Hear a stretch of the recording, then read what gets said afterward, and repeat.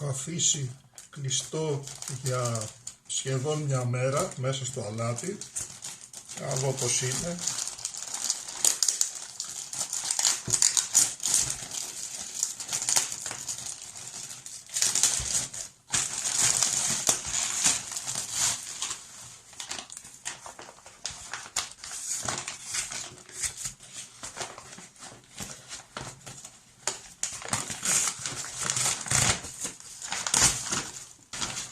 Κάπως έτσι.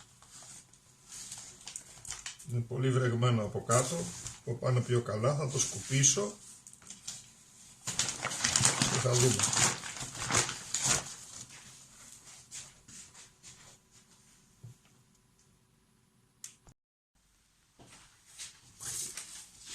Θα χρειαστείτε αυτό, το οποίο το έχουν τελικά. Τουλάχιστον σε ένα που πουλάει ήδη γκριλ στην Αργυρούπολη εγώ βρήκα εύκολα και φθηνά. Αλλιώς θα πάρετε καλαμάκι ξύλο και θα κάνετε πάρα πολλές φορές το αντίστοιχο που είναι αυτό.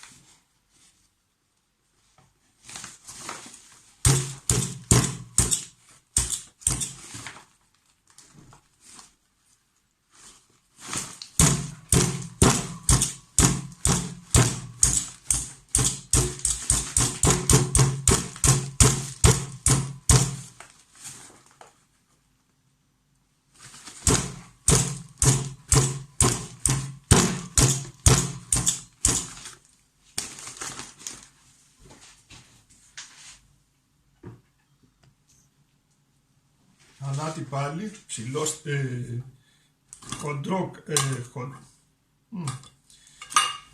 χοντρό από κάτω,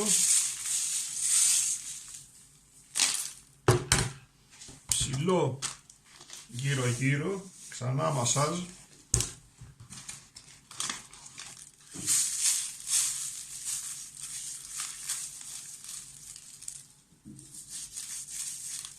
Θέλουμε να πάει παντού το αλάτι.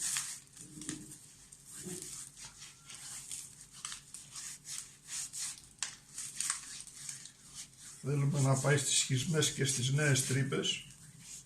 Οι τρύπες πολύ πιο εύκολα θα γινόντουσαν εάν έβραζα πρώτα για 5 λεπτά την πέτσα. Αλλά υπάρχει ένα πρόβλημα με το βράσιμο που τραβιέται η πέτσα προς τα πάνω και πρέπει να κάνει υπερβολικά πολλά κόλπα για να μην μου ανέβει πάνω η πέτσα. Θα δω.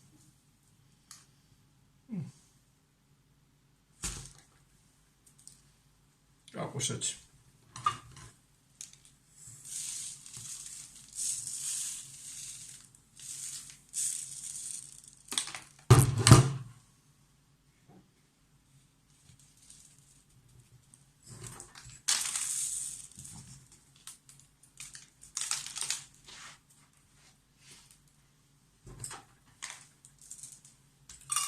Θα μείνει αυτό και σήμερα, αύριο θα το φτιάξω. Αύριο θα το φτιάξω. Βλέπω. Από πλάγια πάλι θέλει τα κόλπα του, δεν τα κάνω εγώ, όσο γίνει.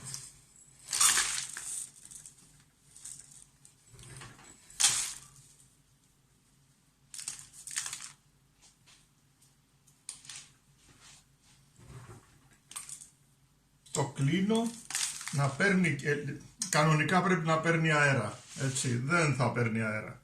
Το κλείνω, όσο μπορώ το έχω λίγο φουσκωτό από πάνω και θα δούμε.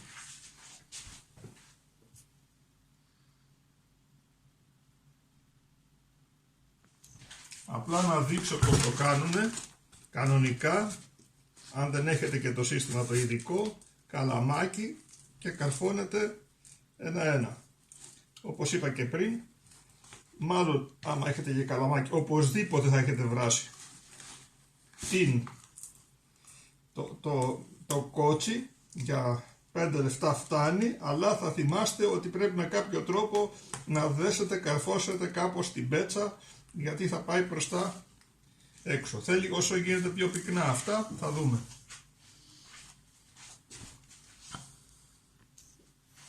Θα δοκιμάσω και το αλουμινόχαρτο, να καταφέρω να πιάσω περισσότερο αλάτι στην πλαγιά. Κάτι θα κρατήσει, δεν βλέπω και πολλά, αλλά από το καθόλου κάτι θα κάνει.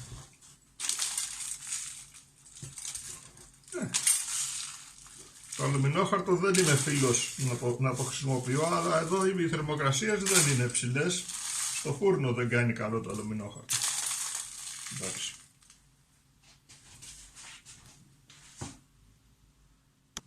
Κάπως έτσι. Καλύτερα να έχει μεγάλη σακούλα που δεν έχω εγώ και βασικά μεγάλο ψυγείο που να έχει πολύ κενό χώρο για να το βάλω μέσα.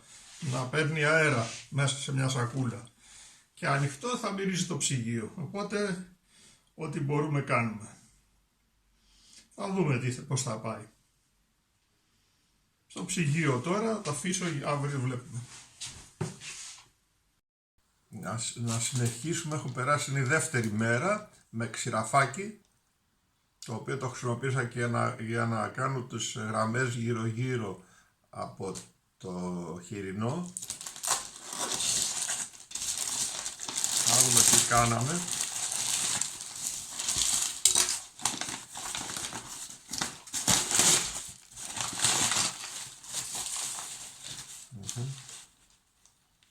Όπως μπορείτε να δείτε ότι δεν έβαλα εδώ πέρα σε αυτή τη μεριά που είναι το κρέας, μόνο πάνω στην πέτσα. Θα το ξεπλύνω, έτσι, και ό,τι έγινε έγινε τώρα. Έχει πάρει αρκετή υγρασία κάτω, ίσως φανεί και από εδώ, αλλά έχει πάρει αρκετή υγρασία κάτω. Είχαμε βγάλει και κάμποσο. Θα το ξεπλύνω και θα δω τι θα γίνει.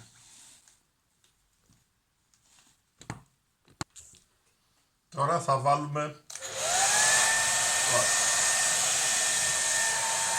στον αέρα για να στεγνώσει ακόμα περισσότερο, αφού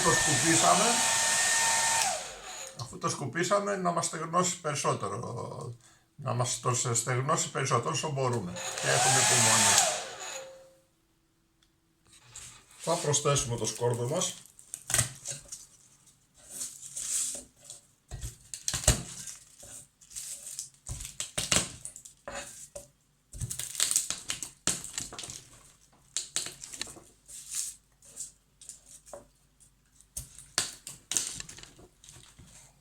Έτσι και κάπως έτσι.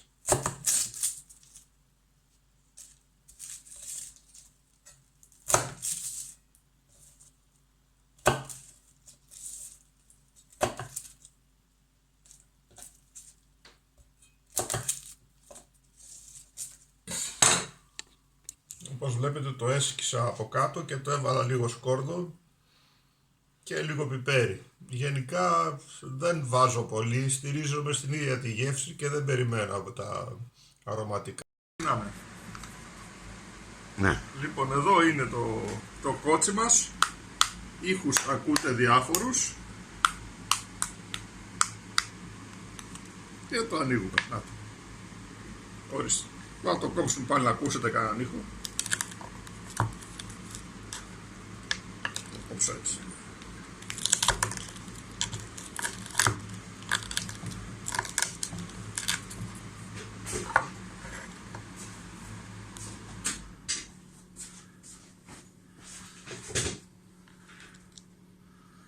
Ορίστε. Και από εδώ.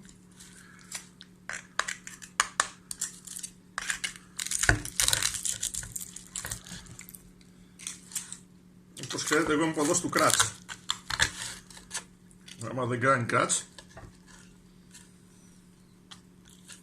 δεν λέει και πολλά, αλλά κάνει.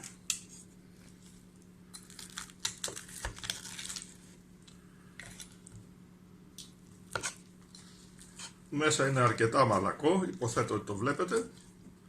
Δεν θα έχετε αμφιβολία γι' αυτό. Ανοίγει έτσι μόνο το αυτό. Και έχει το ωραίο κράτς αυτό, το οποίο θα κάνουμε και ένα δάγκωμα. Αυτοί που έχετε θέμα μην δείτε παρακάτω, διότι εγώ